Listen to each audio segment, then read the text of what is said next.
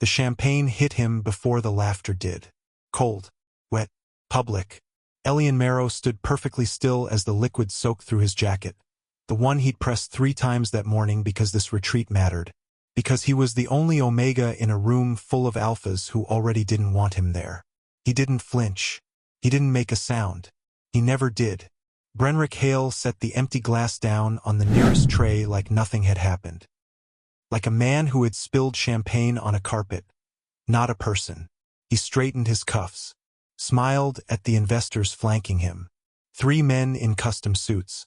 2 women with the kind of practiced disinterest that meant they were paying very close attention. Clumsy, Brenrick said. Not to Elion. To the room. The laughter came in small bursts. Polite. Careful. The kind of laughter that never commits to anything in case it needs to be denied later.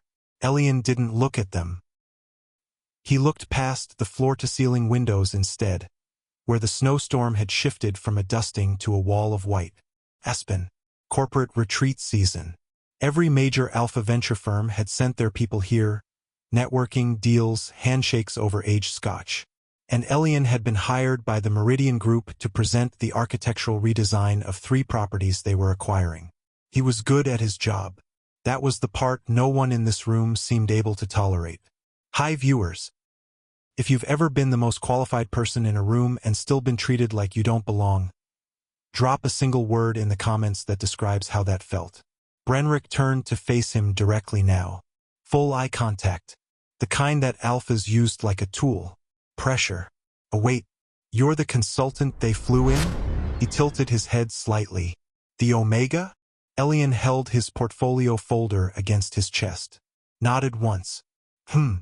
Brenrick let the sound do the work. I heard Meridian was pushing diversity metrics this quarter. Didn't realize that extended to the architectural division. A woman near the fireplace pressed her lips together. Not in protest. In discomfort. The kind that wanted to be somewhere else. You do know, Brenrick continued, lowering his voice just enough to sound like a confidence while still being heard by everyone, that 2 of the investors in this room signed those properties originally? Back when serious people were making decisions about them. Elion reached into his folder, pulled out a single page, held it up. It was a projection graph. 11 months of data. Structural inefficiency costs from the original design. Revenue lost from a layout that ignored traffic flow. The numbers were clean, sharp, and impossible to argue with. Brenrick glanced at it, looked away. That was a tell. Cute, he said. But numbers on paper don't build relationships. And relationships. He let his eyes move across the room, landing briefly on Elion's jacket, still damp and clinging. Are how Omegas in this industry usually get their contracts, aren't they? Silence. Real silence. The kind that swallows a room whole. Elion's jaw tightened. One small movement. Gone in a second. He folded the paper back into his folder, slow and deliberate. His eyes moved to the window again. The snow was getting worse. He had survived worse. Then the front desk manager walked in from the lobby, already looking apologetic before she opened her mouth. I'm so sorry to interrupt, she said. But the roads have been officially closed. All of them. The storms moved faster than projected. We're asking all guests to please check in for the evening. She paused, looked at her tablet. We do have a situation with availability. We've had 3 cancellations of incoming bookings, which filled immediately, and we are now down to... She checked again. 1 suite remaining. The Aspen Grand. It's our largest room, but it has a single king configuration. Nobody moved for a second. Then 3 people moved at once. Elion wasn't one of them. He hung back. Let them push forward. He didn't need the best room. He didn't need anything from anyone in this lobby. He would find something. A quiet corner. A lounge chair if it came to that. He had worked through worse conditions with less. He was already scanning the lobby layout. Old habit, always reading a space. When he heard the front desk manager say one more name. Mr. Virelli. Yes, sir. It's available. Elion stopped. His hands went still. Everything went still. He turned slowly. Because part of him didn't want to be right. Part of him needed a second to prepare. The way you brace before a doctor gives you news you already know. The man standing at the front desk was tall. Dark coat. Calm the way only someone with real power stays calm. Not performed, not forced. Just settled into themselves like they'd decided long ago that chaos was something that happened to other people. He hadn't changed. Not really. Older. Harder around the eyes. But the line of his shoulders, the way he held himself slightly apart from the room without trying to, that was the same. Lysander Virelli. The man who had stood at a press conference 10 years ago and said Elion's name out loud. Said it to end something. Said it to cut something clean. The man who had disappeared the same night his family's empire crumbled into federal investigations and asset seizures and front-page headlines. The man who, if Elion was being completely precise in his memory, had looked at him across a crowded room with an expression that was not cold, not cruel, but final. Lysander accepted the key card from the front desk. And then he turned. And his eyes found Elion's across the lobby like they'd been looking for them. Neither of them moved. Brenrick was still talking behind Elion. Something about shared accommodations being beneath certain people. The investors were murmuring. The snowstorm continued throwing itself at the windows. None of it registered. Because Lysander was walking toward him now. Slow. Unhurried. The way he did everything. He stopped 2 feet away. Looked at the champagne stain on Elion's jacket. Then back up at his face. His expression didn't shift. But something in his eyes did. Something Elion couldn't name and refused to try. "One sweet," Lysander said quietly. His voice had dropped lower over the years.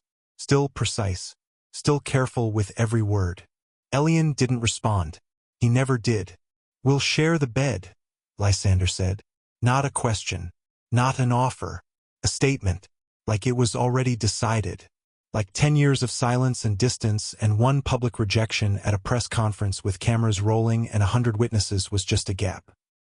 A pause between 2 sentences in a conversation that hadn't finished yet. Elion stood there, in a damp jacket, in a lobby full of people who had just laughed at him. And he thought one thing sharp and clear and cold as the snow outside.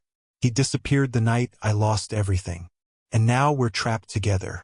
If you think you know why Lysander said those words so calmly, comment below. Because I promise you, his reason is not what it looks like.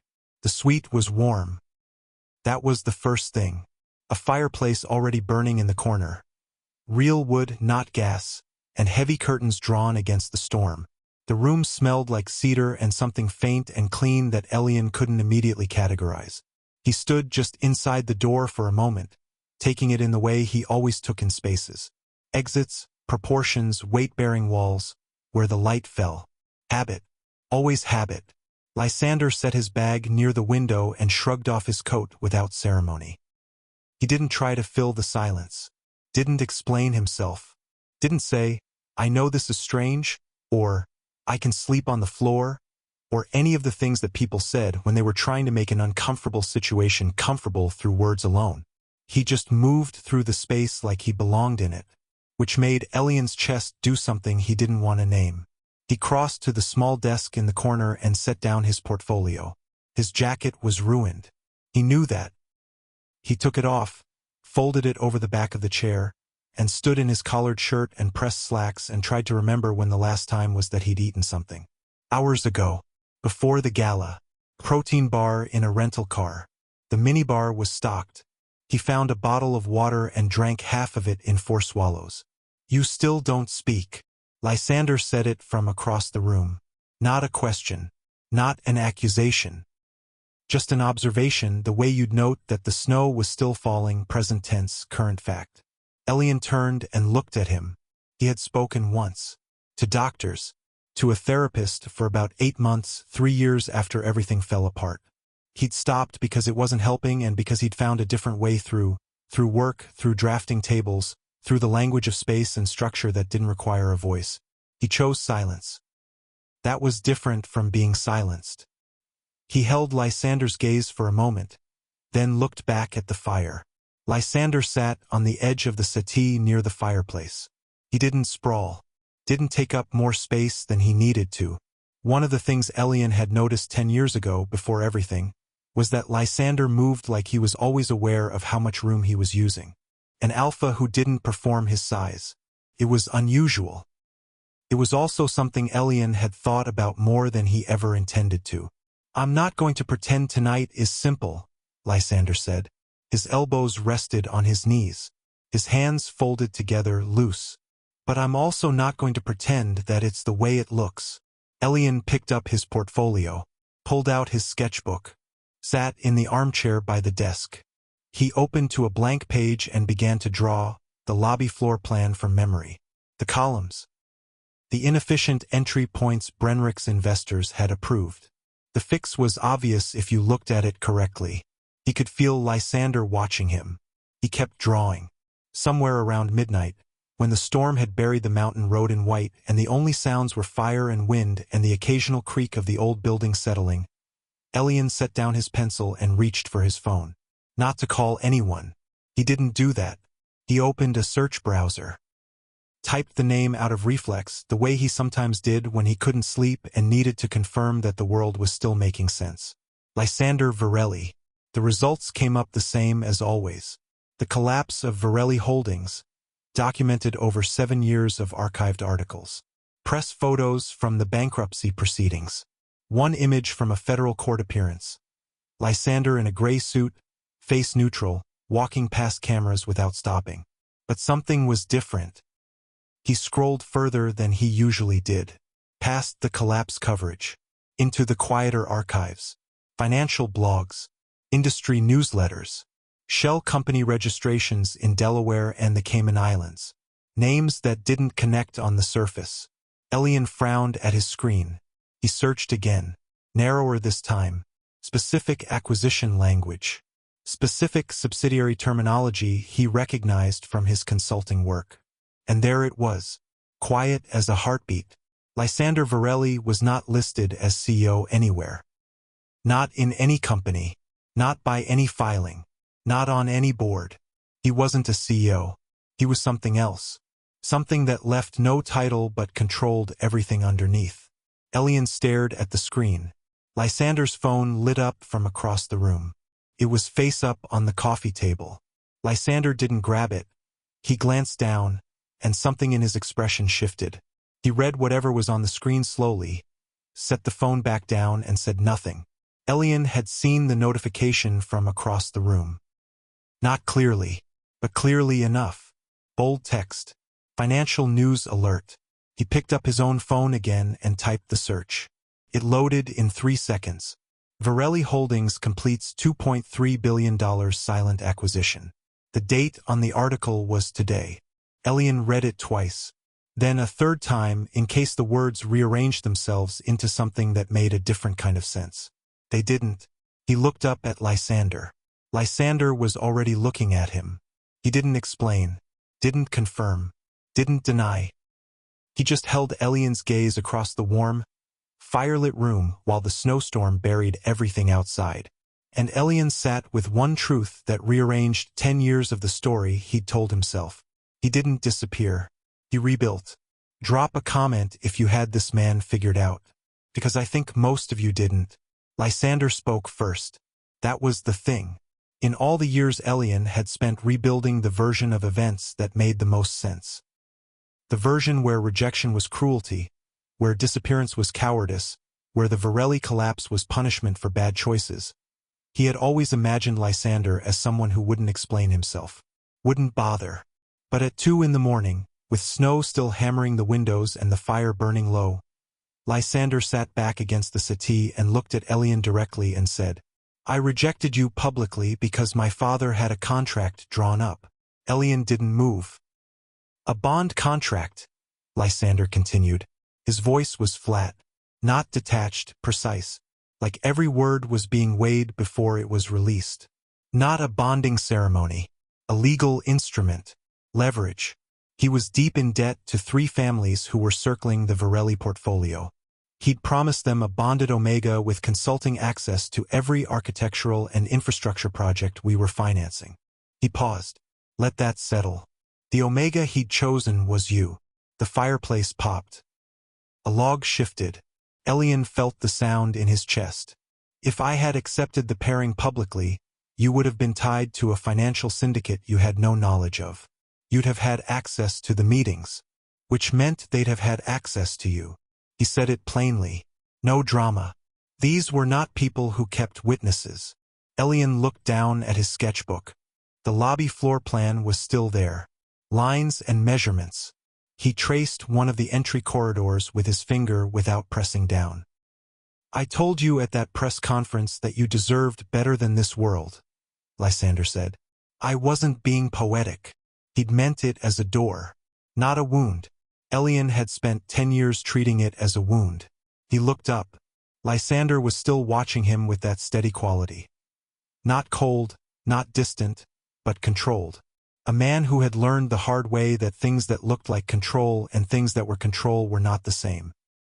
I went home that night and I started destroying it, Lysander said. The syndicate, my father's entire financial network. From the inside. He said this like it was a practical decision. Like describing how you'd take apart a piece of machinery you decided no longer worked. It took me 8 months to find every wire, every account, every silent partner. And when I had everything, every document, every transfer record, every name, I handed it to federal investigators. All of it. He stood. Moved to the window. Looked out at the storm. I took the fall for the collapse because someone had to. The alternative was a trial that would have taken 4 years and endangered everyone connected to the family. He turned back. I calculated the aftermath. I was thorough. Elion reached into his portfolio bag. He had carried this since the 3rd hospital. Old habit. Something he never showed anyone. He pulled it out carefully, a photograph folded once. Set it on the coffee table between them. Then he pushed up the left sleeve of his shirt. Collarbone region. Old scar. Not dramatic, a thin line. The kind that healed cleanly on the outside and left other things behind. Lysander looked at it. Something moved across his face. Fast. Gone almost as soon as it appeared. The night the Virelli assets seized. Elion wrote on the notepad by the desk. He kept a notepad always and held it up. 2 men came to my apartment. He wrote the next line and held that up too. They said they were collecting on a debt. That I was part of the contract inventory. Lysander had gone very still. They weren't professionals, Elion wrote. Which is why I'm still here. He set the notepad down. Put his sleeve back. Looked at Lysander with exactly the same composed expression he had used in the lobby earlier when champagne hit his jacket and a room full of investors laughed. The one that said, I've survived worse. I'll survive this too. He watched understanding settle into Lysander's expression. Not guilt, something harder than guilt. The particular weight of someone who had done the math carefully and correctly and still missed a variable. I didn't know, Lysander said. Elion picked up the notepad. I know, he wrote. Paused. Added one more line. That's the only reason we're having this conversation. The storm outside had reached full force. Wind rattling the window frames. The fireplace was the only real warmth left in the room. They sat with all of it. 10 years of mistaken grief on one side, 10 years of careful rebuilding on the other, and one scar that sat between them like a fact that couldn't be argued with. Then the sound came, sharp, far off but not far enough. Once, then silence. Elion went rigid. Lysander turned from the window. His expression had changed. Completely. The careful, measured quality was still there, but underneath it something had clicked into a different mode. Faster. Sharper. That was a gunshot, Lysander said quietly. Not a question. He moved to his bag. Reached past the first layer. Elion watched him and felt the temperature in the room change. Not the temperature of the air. The temperature of the situation. Virelli enemies never forgot. Elion had read enough in those quiet financial archives to know that. The men his father owed. The families who'd lost their leverage when Lysander burned it all down. They'd had 8 months to plan their retaliation before the collapse. They'd had 10 years since to wait. And now there was a snowstorm.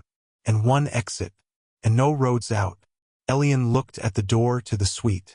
then at the window, then at Lysander, who was already moving with the quiet precision of someone who had also spent years calculating exactly this kind of aftermath.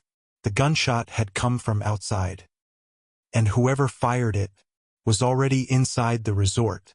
The security lockdown notice came through the hotel intercom in a flat, practiced tone, the voice of someone trained to sound calm when they were not calm at all. Attention all guests. Please remain in your rooms. This is a precautionary measure. Do not open your doors. Security personnel are on site. Elion was already at the window. 3 floors down, the parking garage entrance was lit by the resort's exterior lights through the snow. 2 figures in dark clothing moved along the far wall. Not guests. Guests didn't move like that, low, deliberate, keeping to the shadows at the perimeter. They had a system. Elion pulled back from the window, wrote fast on the notepad and held it up for Lysander. 2 outside. Minimum. They know the layout. Lysander looked at it, nodded once. He had his phone in his hand and was typing something. Not texting, Elion realized. Sending an encrypted message. Someone on the other end who was already expecting to be contacted in exactly this kind of situation. Stay back from the window, Lysander said. Elion stayed exactly where he was. He looked down again. One of the figures had paused by a service entrance panel. Pressed something. A card. An access code. The door clicked open. Inside access. He wrote that next and held it up. Lysander read it. His jaw tightened once. Yes. Below, in the main ballroom that opened off the lobby, the gala had collapsed into a controlled panic. Elion could hear it through the floor. The shifting of chairs, voices rising in sharp spikes. The particular sound of a room full of powerful people who had just realized their power didn't apply to this situation. Brenrick's voice cut through it. Even from 3 floors up, Elion recognized the cadence. Commanding, insisting on something, probably demanding a private car, probably being told, for the first time in years, that what he demanded was not available. The stairwell door at the end of the hall opened. Not guests, armed. 3 of them, tactical gear under winter coats, moving room by room, not knocking, pressing ears to doors, checking gaps at the threshold for light and sound. Looking for one room specifically, Elion pressed himself to the wall beside the window. Lysander moved to the far wall without being told to. They had never done this before, had never been in the same room for longer than an hour, and yet they moved without needing to coordinate. Each reading the space, each taking opposite walls. The footsteps slowed outside their door. Stopped. Elion looked at Lysander. Lysander shook his head once. Barely. Not yet. The footsteps moved on. Not because they hadn't found what they were looking for. Because they were repositioning. Moving to the stairwell at the far end. Going down. To the lobby. Elion grabbed his notepad. Wrote one word. Brenrick. He underlined it. Held it up. Lysander looked at it. Looked at Elion. A long moment. And then he said, low and careful, not yet. But we're going to find out. They used the service elevator. Lysander had the access code. He hadn't explained how and Elion hadn't asked. They hit the lobby level and stepped out into a hallway that smelled like fresh flowers and old money and something newly wrong underneath both of those. The lobby had been taken over. Not violently, almost professionally. The armed men stood at 3 points. The investors and gala guests had been moved to the far end, near the bar. Brenrick was near the front, not with the guests, at the front. He was talking to one of the armed men. Elion clocked it in 1 second. The body language, not frightened, explaining, like a man who had a right to be part of the conversation. Then everything shifted. The lead armed man turned. He saw Lysander, and he stopped, completely. The man beside him made a small movement, not threat posture. Something else. A recalibration. 2 of the armed figures exchanged one look. Fast. Telling. Because they knew who they were looking at. They knew what that face meant now. Not the fallen heir. Not the disgraced son of a bankrupt syndicate family. Something worse from their perspective. You know who holds your debt, Lysander said. His voice carried across the lobby with zero effort. Not loud, not aggressive, just absolutely certain. Every account your principals moved through the 3 Cayman subsidiaries. Every leveraged position in the restructured Virelli portfolio that you're currently dependent on for operating capital. He let that sit. You tried to remove the controlling party, he said. Which means you tried to remove the entity holding your notes. Which means, as of tonight, every line of credit your people have access to is callable. Immediately, silence. True, complete, suffocating silence. The lead armed man looked at his colleagues. Something passed between them that wasn't about weapons anymore. Then Brenrick spoke. He's bluffing. His voice cracked slightly on the last word. Just slightly, but the lobby heard it. Third quarter filing, Lysander said, without looking at Brenrick. Hale Capital Management. 42 million in bridge financing through a shell entity called Meridian Coast Partners, which I own. He let it land. Brenrick's face did something complicated. Disbelief trying to become rage, rage trying to find an exit, the exit not being there. My intended, Lysander said then. He said it to the room. Clearly, deliberately. Elion went still. Elion Marrow. Lysander looked at him for 1 second, not asking permission, but acknowledging. Something precise in his eyes. He doesn't need my protection. He never did. But he has my position. Publicly. Now. Gasped. Real ones. From investors who had laughed at champagne hitting an Omega consultant's jacket less than 3 hours ago. Brenrick had gone white. The armed men were very carefully not moving. And then the parking garage exploded. The sound hit like a wall. Not a crack, not a pop. A concussive wave that rattled the chandelier and sent hairline fractures across the nearest window. Car alarms shrieked in cascade. The smoke alarm system triggered. The lights went red. Elion grabbed the edge of the front desk as the floor shuddered. Lysander was already moving. Not toward the exit, toward Elion. And in the chaos of shouting and alarm and smoke starting to filter under the lobby doors from the garage stairwell, one truth cut through everything else like a clean line through a floor plan. This was not intimidation. The people behind this had not come to threaten. They had come to finish something.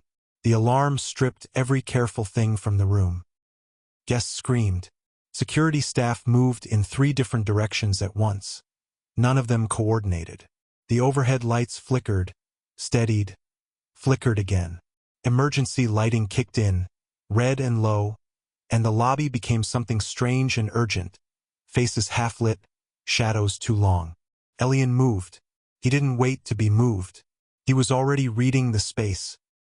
Where the smoke was coming from, which exits were clear, which stairwell was already blocked by the crowd, which corridor led to the service wing with a secondary exit that the guests didn't know existed because it wasn't on the public map. He had memorized the public map. He had also, as a professional habit, requested the full architectural plan from the resort when Meridian Group first engaged him 2 weeks ago. He grabbed Lysander's arm. Not asking. Pulled. Lysander followed without hesitation. They cut left through the back corridor, past the housekeeping station, into the service hallway. The sound changed here, less screaming, more mechanical. The building's bones. Pipes and ventilation and the deep hum of the backup generator kicking on. Better. Elion pulled out his notepad as they moved. Wrote without looking at the page. Secondary stairwell. 3 rights and a left. Exterior door to the north face. He held it up while still walking. Lysander read it over his shoulder. You memorized the blueprints, Lysander said. Elion nodded. Of course you did. There was something in his voice that wasn't surprise. More like recognition. The way you recognize something you should have expected. They hit the stairwell door. Pushed through.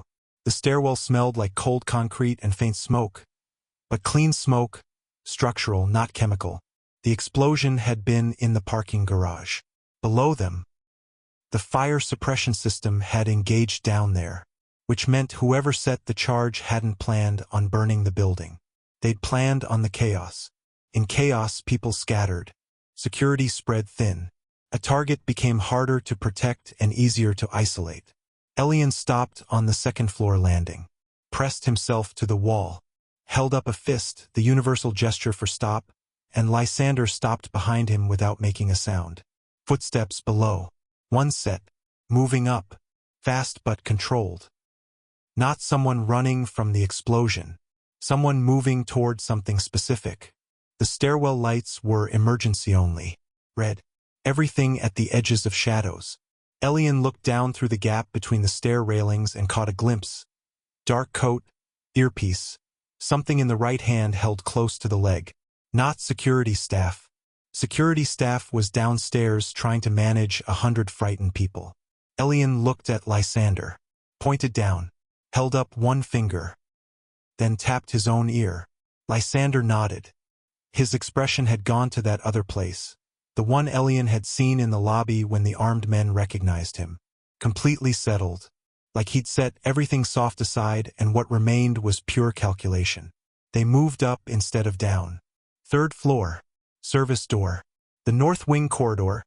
Guest rooms on the left. A storage room on the right. Elion tried the storage room. Locked. He looked at the door frame, the gap, the hinge placement, and made a decision. Stepped back 2 feet and shouldered it.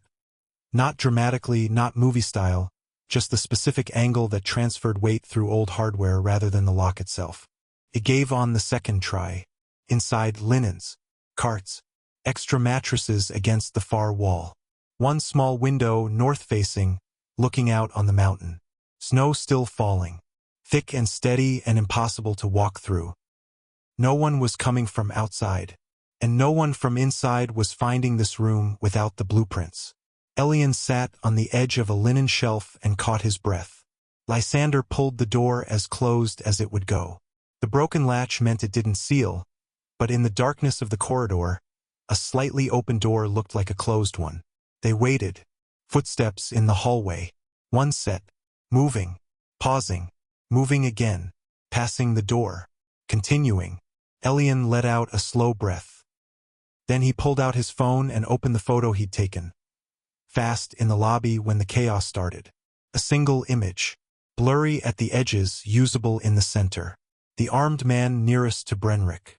Specifically, the patch on the inside of his collar. Not a visible logo. The kind of identifier used by private security contractors. The kind that showed up in financial disclosures for corporate protection services. The kind that Elion, in his 2 weeks of preparation for this retreat, had seen listed as a service vendor for one of the investors. He zoomed in, wrote the name on his notepad, held it up for Lysander in the faint light from the phone screen. Lysander read it. Read it again. His mouth pressed together in a flat, hard line. He didn't just fund them, Lysander said quietly. He hired them. Brenrick hadn't laughed at a Omega consultant tonight because he was arrogant. He'd laughed because he had known what was coming. He had needed to establish publicly that he had no particular interest in Elion. That Elion was beneath his notice. A detail. Background. Not a witness. Not someone whose testimony or presence at this retreat would later be meaningful. Elion stared at what he'd written on the notepad and felt something shift inside him. Not fear. He was past fear for the night. Something colder and clearer. He wrote one more line. Held it up. Where is the security chief? Lysander had said the name in the lobby, the head of the resort's on-site security. The man who was supposed to be coordinating the lockdown response. Lysander looked at the note. I haven't seen him since the explosion, he said. Neither had Elion. The security chief had been standing near the lobby entrance when the alarm triggered. Had moved. And then had simply not been there anymore in the red-lit chaos. Missing. Elion put the phone away. Looked at the small window. The snow was still falling like it had a deadline. Then the sound from the hallway changed. Not footsteps this time. Voices. One of them sharp and cutting through the wall. The other one lower. Then a gunshot from the stairwell below them. Close enough to feel in the floor, and then silence. Then Lysander's breathing changed. One sharp intake. Not a gasp. A controlled response. Elion turned. Lysander was against the wall. One hand pressed to his right side, just below the ribs. His coat was dark enough that Elion didn't see it at first. Then he did. The wet spreading through the fabric. Darker than the coat. "Service and trance," Lysander said. His voice was steady but thinner than it had been. "I took the corner in the parking garage when we passed through. I didn't," he paused. Controlled. "I didn't think it was serious." He slid down the wall. Not dramatically. Not falling. Just reaching the floor slowly, like his legs had made a decision without asking him.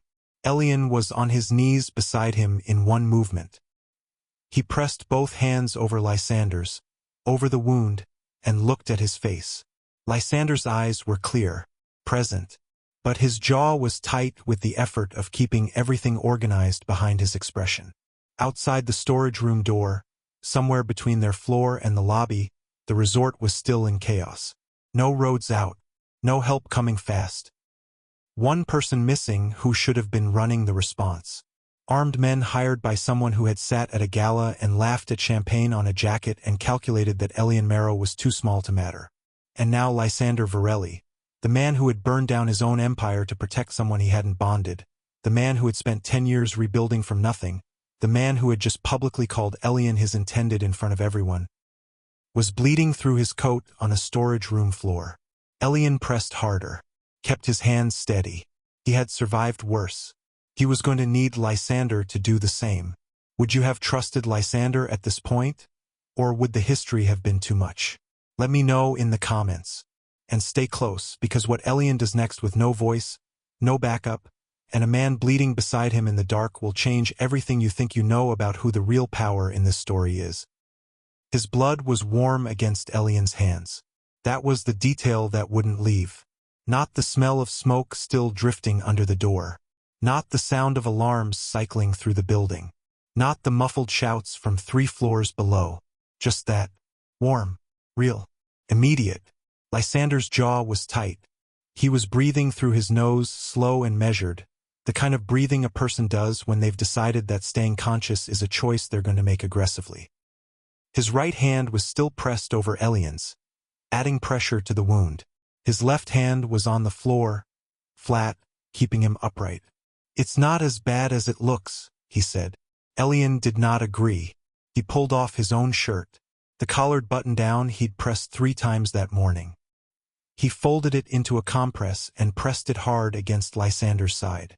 Lysander made one short sound, controlled, contained, and said nothing else. Elion grabbed his notepad from the floor. "You need a hospital," he wrote. Held it up. "I need 30 minutes, Lysander said. "There's a medic on retainer. Part of my security detail. He's in the building somewhere. His name is Devereaux Okafor. He'll be moving toward me already. He has a tracker on my phone." He said it the way people describe plans they've made for situations they hoped would never happen. Elion wrote again. "Your phone is in the suite." Lysander closed his eyes for 1 second. Opened them.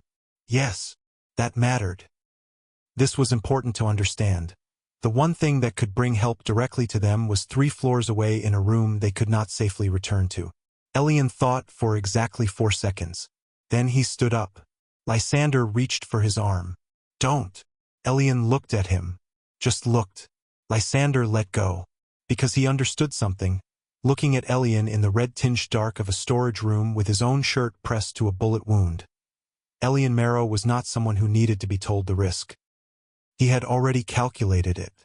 He had already decided. And the decision was not made from fear or love or loyalty. It was made from the same clean, structural logic Elion applied to every problem. The shortest path between the current situation and the best possible outcome. Elion slipped back into the hallway. Empty. He moved low and fast. Not running, that was too loud, too much vibration in the floor. A controlled walk that ate distance without broadcasting. He took the service corridor. Avoided the main stairwell where the footsteps had been. Used the secondary access stairs at the north end. Pushed open the 3rd floor door and moved directly to the suite without stopping. 62 seconds from storage room to suite door. He used Lysander's keycard. Inside. Phone was on the coffee table where Lysander had left it. He grabbed it. Turned. Stopped. The suite door was still open. The hallway beyond it was no longer empty. One of the armed men, standing 15 feet away, looking directly at him. Elion had the phone. He had no voice. He had no weapon. He had 12 feet of hallway between himself and the service stairwell and a man who had just made a decision in the half-second of eye contact they'd shared. The man moved first. Elion moved simultaneously, not backward, sideways into the suite using the door frame as the corner. The man was bigger, faster in a straight line. But this was an architectural space and Elion had read it like a blueprint. He knew the suite had a secondary exit. He'd noticed it the first time he walked in. A connecting door to the adjacent room. Unlocked on the suite side because of a maintenance issue he'd seen listed on a complaint form left on the desk by the previous guest. He hit it at full speed. Shoulder first. It gave. He was through. Next room. Unmade bed. No luggage. Empty. He crossed it in 4 steps, out into a different section of the hallway, and into the service stairwell before the man behind him had cleared the connecting door. Back to the storage room. His hands were shaking slightly when he pressed Lysander's phone into his hands. He didn't let Lysander see that. Lysander unlocked the phone, sent one message, looked at Elion and said, "For minutes." Devereaux Okafor arrived in 3. He was compact, fast, and spoke only when he needed to. He cut open Lysander's shirt, assessed the wound with 2 fingers and a small light and said, "Through and through. You got lucky with the angle." He worked while Elion stood by the door. From below, from the ballroom level where the investors had been contained, voices rose. A lot of them all at once. Not screaming, shouting. The kind of sound a room makes when something has been announced. Something that changed the situation. Elion pressed his ear to the door. He could make out 3 words clearly. Emergency. Power. Transfer. That was enough. He grabbed his notepad, wrote fast and hard. They're not just trying to kill him. They're using this to take control of the company. He held it up. Devereaux looked at it without stopping his work. Lysander read it. His face did something that wasn't surprise. Confirmation. The look of a man who'd suspected a move and just watched it execute. "If I'm declared incapacitated," Lysander said slowly, thinking through it out loud, "the board can file for emergency succession. They need 2 board members and a medical statement." He paused. Brenrick is financially connected to 2 board members. Elion was already writing. "They're going to try to declare you mentally unfit." Lysander looked at that for a long moment. And then he looked at Elion with an expression that was completely new. Not calculated. Not composed. Afraid. Not for himself. For what Elion was about to have to do. Because there was one thing standing between the Virelli board and a fraudulent emergency succession. One clause. One document. One name. And it was going to require Elion to walk into a room full of people who had spent the whole night counting on the fact that he was invisible. If this story is hitting different right now, hold on. Because what comes next rewrites everything. The ballroom looked like a courtroom that hadn't been called to order yet. 30 people. Maybe more. Investors, board-adjacent figures, 2 lawyers who had arrived with laptops already open, and Brenrick Hale standing at the far end with a glass of something amber and the careful expression of a man watching his own plan move through its final stages. The emergency succession paperwork was on the table. Elion could see it from the doorway. 2 signatures already. The 3rd pen waiting. He walked in. Nobody expected that. There was a half-second of pure confusion, the kind that happens when the wrong variable enters an equation that was already almost solved. Heads turned. Brenrick's glass stopped halfway to his mouth. One of the lawyers looked up from his laptop and then immediately backed down, because what he was seeing did not fit any scenario he'd been briefed for. Elion Marrow, shirtless, hands clean but jacket gone. Walking through the ballroom like he had been expected all along. He crossed to the table. Not fast, not slow. The speed of someone who owns the distance they're covering. He picked up the succession paperwork. "Read it. Put it down." One of the lawyers found his voice first. "Excuse me, this is a private board procedure. You don't have standing." Elion reached into his portfolio. He had carried it the whole night. Through the service corridors. Through the connecting room. Back from the suite. It was scuffed now. One corner bent. But it was there. He pulled out a document. Placed it on the table beside the succession papers. The lawyer looked at it. Read the first paragraph. His face changed. The second lawyer leaned over. Read it. His face changed too. Brenrick set down his glass. What is that? He asked. He kept his voice even. Careful. He already knew. He just needed it to not be true. The document was a contingency clause. Buried inside the Virelli Holdings restructuring agreement that Lysander had filed 18 months ago when he formally reestablished the company. Written in standard legal language. Quiet. Easy to overlook if you weren't looking for it. If the controlling party is incapacitated and unable to execute voting rights, control shifts immediately and entirely to the designated bonded Omega, provided the designation has been formally recorded and witnessed. Elion reached into his portfolio a second time, pulled out a second document, older, dated 7 months ago, witnessed by a notary in a state where Elion had been consulting on a restoration project. A formal bond designation, Lysander Virelli designating Elion Marrow. Not a bond ceremony, not a public bonding, a legal record, quiet as everything else Lysander had done. Elion placed it on top of the first document. The room was very still. Brenrick moved then, sharp, toward the table. And Elion stepped in front of him. Just stepped. No words. No threat. Just a body in the way. Brenrick stopped. Because something had shifted in the room and everyone could feel it. The balance of the thing. Who was holding what? The two lawyers were already conferring in low, fast voices. One of them pulled out his own phone. Elion picked up the pen. He wrote his name on the voting rights transfer form. Not fast. Not slow. Every letter clean. Elion Marrow Virelli. The hyphen was the loudest thing in the room and it didn't make a sound. One of the board members who had been watching from the far end, a man named Prescott Adeyemi, silver-haired, who had been around the Virelli Holdings long enough to recognize what he was looking at, stood up slowly. The clause is valid, Adeyemi said quietly. I've seen it in the filing. I didn't know he'd executed the designation. He looked at Brenrick. The succession motion is void. Brenrick's mouth opened.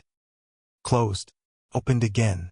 And Elion, who had not spoken in 10 years, who had answered every question with a notepad and a pencil and the kind of silence that people mistook for weakness, looked directly at Brenrick Hale and held his gaze. He didn't smile. He didn't need to. The board members who had signed the succession papers were already pulling back from the table. 2 lawyers were already on calls.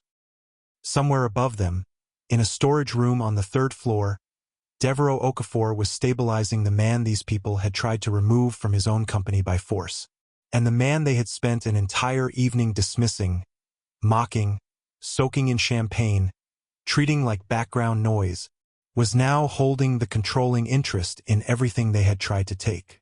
Elion picked up his portfolio, turned toward the door, then stopped, reached back, picked up the succession papers, folded them once, tucked them into the portfolio, because evidence was evidence, and he had learned painfully over 10 years of rebuilding a life nobody handed him, that you kept every document, every single one. He walked out of the ballroom.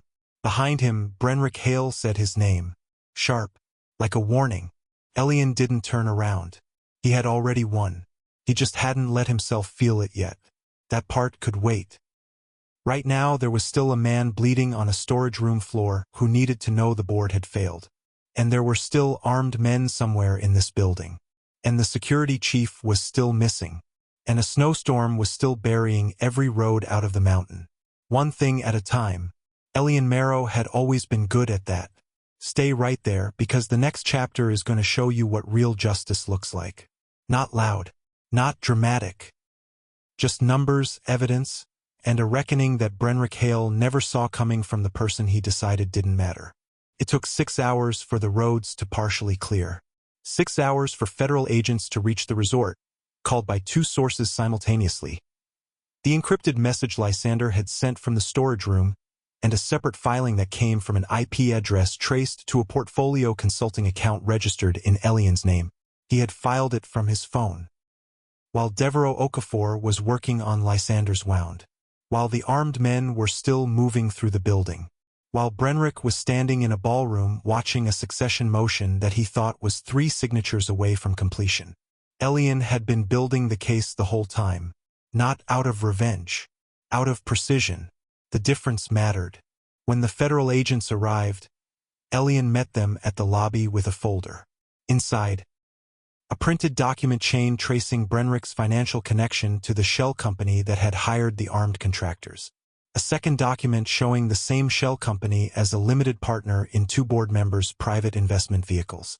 A third document, the board members' signatures on the now-void succession papers, which constituted attempted securities fraud under at least 3 federal statutes. The lead agent, a woman named Reyes, took the folder without asking who Elion was. She read the first 2 pages. Looked up. "You put this together tonight?" she asked. Elion nodded. She looked at him for 1 more second. Then she said, "Okay." Just that. Okay. Like she'd decided in one look what kind of person she was dealing with. The arrests happened without theater. Brenrick first. He was still in the ballroom when the agents walked in. He stood up too fast, said something about his lawyers, said something about a misunderstanding. The agent who put his hands behind his back didn't respond to any of it. Professionals don't argue with people they're arresting. They just complete the arrest. The 2 board members who had signed the succession papers were next. 3 of the armed contractors who had not escaped in the chaos were detained in the lobby. The security chief, whose name was Garrett Fouché, who had been missing since the explosion, was found in a service closet on the ground floor with a head wound and zip ties on his wrists. He was alive. Barely. He had not been part of the scheme. He had been removed from it. That mattered. This was important. He was a victim, not a participant. Paramedics arrived with the federal convoy. Lysander was moved to a transport vehicle. Devereaux Okafor gave the paramedics a full status report in language that made clear he had done this before. Lysander was conscious, irritated at being put on a stretcher, asking questions that the paramedics ignored because they were doing their jobs. Elion rode in the transport. Nobody questioned it, because his name was on the filing, because he was Lysander Virelli, because that meant something now in a way it hadn't 8 hours ago. The hospital was 40 minutes down the mountain. Elion sat in a hard chair in a corridor outside the operating room and did not think about Brenrick. Did not think about the board members. Did not think about 10 years of quiet, careful survival finally intersecting with the night everything tried to come apart at once. He thought about a lobby, champagne on his jacket, a room full of people who had laughed. The way Lysander had looked at him across that lobby like no time had passed at all. Like time was just a gap. Not a verdict. A nurse came out and told him the surgery was routine. 2 hours. He would be moved to recovery after. Elion nodded. The nurse started to walk away. Paused. Turned back. "Are you family?" Elion looked at her. Reached into his portfolio, always the portfolio, and held up the bond designation document. She read it. Nodded once. "Okay. We'll come find you the moment he's out." He sat back down. Outside the window at the end of the corridor, the snow was finally slowing. Gray morning light coming through. The kind of light that doesn't promise warmth but at least promises that the night is finished. Elion pulled out his sketchbook. Open to the page with the lobby floor plan he'd been drawing when Lysander first spoke to him the night before. He looked at it for a long moment, then turned to a clean page, and started drawing the storage room, the small window, the dimensions, the way the space had held them both when the building was falling apart outside. He didn't know why. Only that it felt necessary. To mark it. To say this happened here. In this space. With these measurements. And we made it out. His phone buzzed. A news alert. SEC investigation opened into Hale Capital Management. Assets frozen pending review. Then a second alert. 30 seconds later. Two Virelli Holdings board members face federal indictment on fraud conspiracy charges. Then a third. Quiet. A message this time. Not a news alert. From Prescott Adeyemi, the board member who had stood up in the ballroom. It said, "I want to help with whatever comes next, if that's possible. I know I don't have the right to ask." Elion stared at that message for a while, set the phone face down on his knee. Outside, the snow had almost stopped. Brenrick Hale had walked into that gala knowing exactly who he was going to humiliate and exactly what he was going to do after. He had planned for every variable. He had not planned for Elion Marrow to be carrying a document that rewrote the board's entire legal standing. He had not planned for an Omega consultant to be the person holding the company together while the man they tried to kill was in surgery. He had miscalculated. Not the champagne. Not the mocking. Not the crowd. The math. The nurse came back 2 hours later exactly. "He's asking for you," she said. Loudly. Elion stood, walked down the corridor, pushed open the recovery room door. Lysander was propped up on the bed. Wires, monitors, and 4 in his left hand. He looked exactly like a man who had been shot and had also spent 2 hours being extremely difficult to his medical team. He looked at Elion, and for the first time since the storage room, since the lobby, since the press conference 10 years ago, since any of it, the careful, controlled quality in his expression just released. Not dramatically, not all at once, just enough. "You filed the SEC report while I was bleeding on the floor," he said. Elion nodded. "You walked through a building with armed contractors in it to get my phone." Another nod. "And then you walked into a room full of board members alone." Elion held up one hand. He reached into the portfolio, pulled out the notepad, wrote one line and held it up. "You would have done the same." Lysander read it. Read it again. Then he looked up at Elion, standing at the foot of his hospital bed, holding a notepad, shirtless because his shirt was somewhere on a storage room floor, and he said, "I know." He said it like a weight he'd been carrying for 10 years had just been set down. Not given back. Set down. Both of them. Done. Justice doesn't always look like noise. Sometimes it looks like a man in a hospital bed and another man standing at the foot of it with a notepad. And both of them knowing, without any more words, that the thing that tried to destroy them failed completely. If that landed for you, leave a comment. Tell me what hit hardest. And subscribe, because this community tells stories that remind you what real strength looks like, and you do not want to miss what's coming next. The hospital room was quiet in the way that only hospital rooms are. Not peaceful, clinical. The hum of monitors. The occasional sound of carts in the hallway. A different kind of stillness than the storage room. Safer, but still a held breath. Lysander slept for most of the first day. Real sleep, the kind that happens when the body finally decides the emergency is over and calls in the debt. Elion sat in the chair by the window and watched the mountain outside. From here it looked serene. White slopes. Clear sky after the storm. No evidence of what had happened up there except a federal crime scene tape that was probably already being photographed by journalists at the resort entrance. He worked. He always worked. He had his sketchbook. He had his phone. He drafted a structural assessment memo for the Meridian Group, the actual job he'd come to Aspen to do. Because the retreat happening around a corporate conspiracy did not change the fact that 3 properties needed redesigning and Elion was good at his job. He sent the memo. Got a response in 20 minutes. "We saw what happened. We're not going to pretend it didn't. When you're ready, we'd like to talk about a longer-term engagement." He set the phone down. Lysander woke up in the late afternoon. Not gradually. He went from asleep to alert in one movement, old reflex probably, and his eyes found Elion immediately, like they'd been pointed that direction before he was fully conscious. "How long?" he said. 14 hours. Elion wrote. Held it up. Lysander looked at the window, at the sky, looked back at Elion. "What's the count?" he said. Elion understood the question. He picked up his phone. Scrolled. Read the alerts since the night before. Held up 4 fingers. Arrests. Then wrote, 2 more pending. Contractors cooperating. Lysander nodded. Slow. like everything was settling into place and he was letting it. Then he said, "I miscalculated." Elion looked at him. "The night I rejected you, I calculated everything except what would happen to you in the chaos." He said it directly. No softening.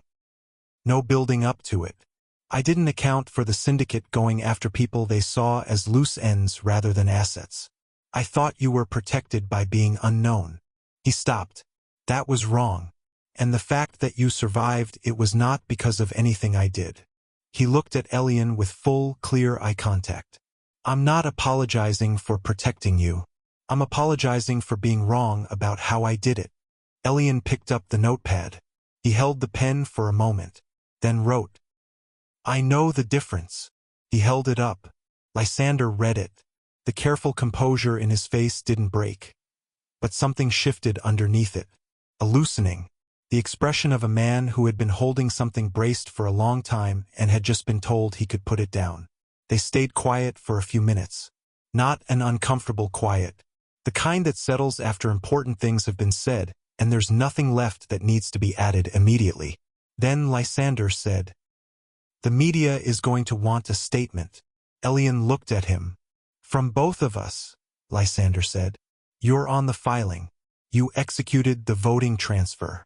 You're the one who handed the federal agents the documentation." He paused. "They're not going to let you stay invisible for this." Elion thought about that. The version of himself that had walked into the gala 2 days ago. Pressed jacket, portfolio, ready to be dismissed before he opened his mouth. Felt like a different configuration. Same person, different weight distribution. He wrote, "Good." Lysander looked at the word for a moment. Then he almost smiled. Not quite, but almost.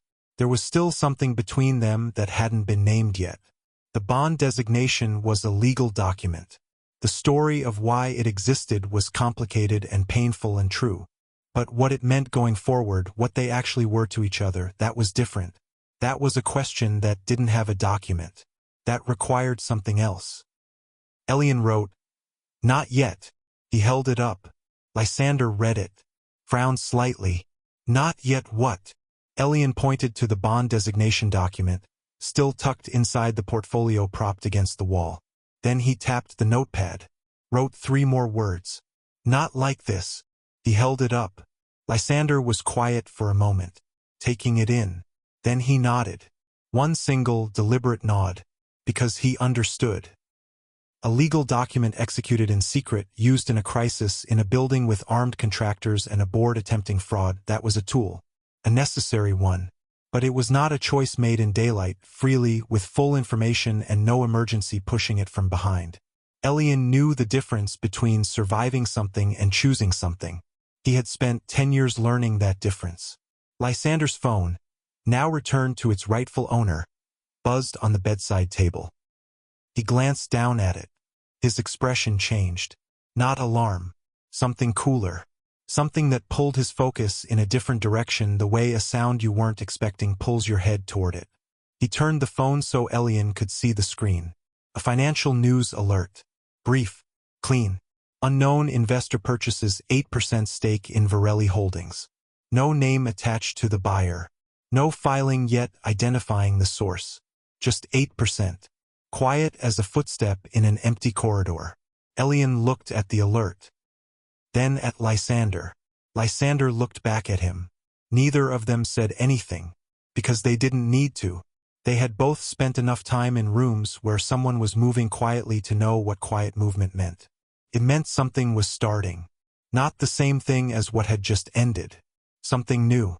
And neither of them knew yet what it wanted.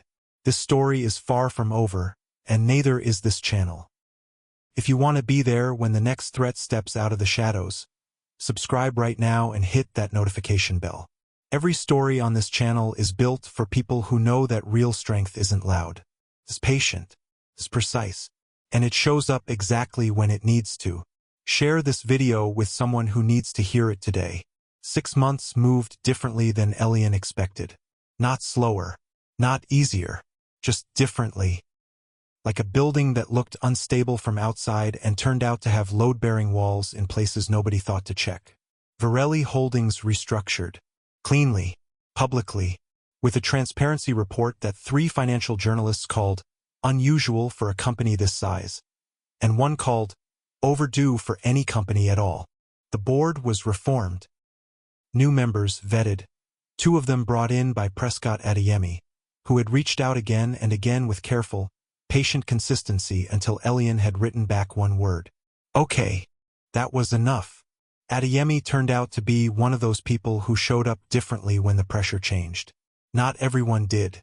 But some people were better when the room they were in required better of them. Elion had learned to watch for that.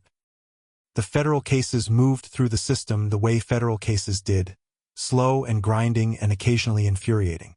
But they moved. Brenrick Hale's assets remained frozen. His legal team filed motions that were denied, filed different motions that were also denied, and eventually stopped issuing statements because the statements were making things worse. His reputation was already gone. That was the thing about operating in rooms full of people who talk to each other. When the story changed, it changed everywhere at once. Nobody mocked the Omega consultant anymore. Not because they were afraid of Elion, though some of them probably were now, but because the story had rewritten itself, and people are very quick to adjust their read of a situation once the numbers change. Elion knew that too. He kept working. Meridian Group extended the engagement. 3 properties became 7. He hired an assistant, a young Omega named Soleides, fresh out of architecture school, sharp as a new blade, who had applied for the position with a portfolio that was better than half the senior consultants Elion had worked alongside. He hired her in one meeting. She started the following Monday. He and Lysander talked. Not constantly. Not with the kind of intensity that burns through everything fast. They talk the way 2 people talk when they've decided they're not in a rush, careful, regular, honest. Lysander came to Chicago twice. Elion flew to New York once for a board meeting that he sat through as a co-executive, quiet and reading the room, which by now everyone in the room understood was not absence of engagement. It was the most engaged he ever was. The co-CEO title had come through 6 weeks after the hospital. Elion hadn't asked for it. Lysander had offered it and then said, "You can say no." Elion had written, "I know." Then, "I'm not saying no." He was not mute anymore. That was the thing people kept getting wrong in the coverage, and there was coverage more than Elion had anticipated. The story of a mute Omega consultant who had held a company together during an assassination attempt and a board coup made for a specific kind of headline. The kind that got shared and then argued about in comment sections and then shared again. He was not mute. He had never been mute. He spoke selectively. He always had. The distinction mattered, and he let the people close enough to him understand it. The people not close enough, he didn't spend energy on them. He spoke in board meetings when something required his voice specifically. He spoke in Solei's first performance review, which she did not expect, and which made her eyes go wide and then immediately professional again because she was good at her job. He spoke to Lysander. Not often, but when he did, it was never small. On the evening of the 6-month mark, they went back to the resort. It was Lysander's idea. He had said it plainly. "I want to see it differently." No deeper explanation needed. Elion had nodded and they'd flown out on a Thursday. The resort had been refurbished. New management. The parking garage had been rebuilt from the foundation up. The lobby chandelier had been cleaned and rehung, and it caught the late afternoon light coming through the windows in a way that made the room look almost warm. They walked in through the same entrance, same front desk, different woman behind it, who looked up and said, "Mr. Virelli, Mr. Mero Virelli, welcome back. Your suite is ready." Elion didn't react to his name being said like that. He had been practicing not reacting. The staff moved with a careful attentiveness that had nothing to do with fear and everything to do with the fact that the 2 people walking through the lobby had rebuilt a company from a single documented night, and the whole industry knew it. They walked the length of the lobby. Same floor, same columns, same inefficient entry points that Elion had drafted a correction for and which the new management had actually implemented. He noticed that. He always noticed that. By the window at the far end, Lysander stopped, looked out at the mountain, the snow up there. The runs were open, Real skiers, real guests, real ordinary life happening above them in the cold. Different, he said. Yes, Elion said. One word. Lysander turned to look at him. A quick glance, like he was checking that he'd heard correctly. He had. He always did, but hearing Elion speak still caught him slightly. Like unexpected light through a window. Good different, Lysander said. Elion considered that. Looked at the lobby. At the chandelier. At the front desk where someone had told him and a man he'd thought he'd never see again that there was one room left and they'd have to share it. Yes, he said again. Good different. They went up to the suite. Same fireplace. Same view of the slope. No storm this time, clear evening. Stars coming up early over the mountain. The kind of cold that felt clean instead of dangerous. They didn't talk about the board cases. Didn't talk about Brenrick. Didn't go over the quarter reports. They just occupied the space. Two people who had survived the collapse of several things and decided, separately and then together, to build something different from the wreckage. Not a fairy tale. Not a rescue story. Something harder than both of those and more durable. They were eating dinner. Room service, quiet. Elion reading through a structural report on his tablet. Lysander annotating something on his laptop. When the notification came, Lysander saw it first. His hand went still over the keyboard. He turned the laptop so Elion could read the screen. A financial intelligence alert. The kind that only went to people with specific monitoring subscriptions. Narrow. Targeted. The unknown investor who had purchased 8% of Virelli Holdings 6 months ago had just made a second move. A filing. Clean and legal. Time-stamped 40 minutes ago. An acquisition proposal. Not for the company. For the majority controlling interest. And attached to it a name. One name. One that neither Elion nor Lysander had seen before tonight. Elion looked at the name. Read it twice. Set down the report he was holding and looked at Lysander directly. Lysander looked back. The fireplace was going. The mountain was quiet outside. The stars were clear above the slope.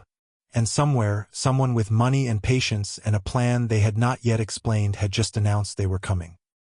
Not for the company. For everything the company represented. Power doesn't disappear. It waits. And it had just stopped waiting. If the story moved you, hit that subscribe button right now. Because every single week this channel brings you stories about people who refuse to be counted out. People who build in silence. Who carry their proof in a folder. Who don't need to be loud to be unstoppable. Turn on that notification bell.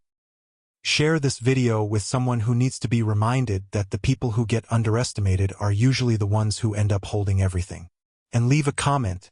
Tell me which moment in this story hit you hardest. Was it the lobby? The boardroom? Or the one word Elion finally said out loud? I want to know.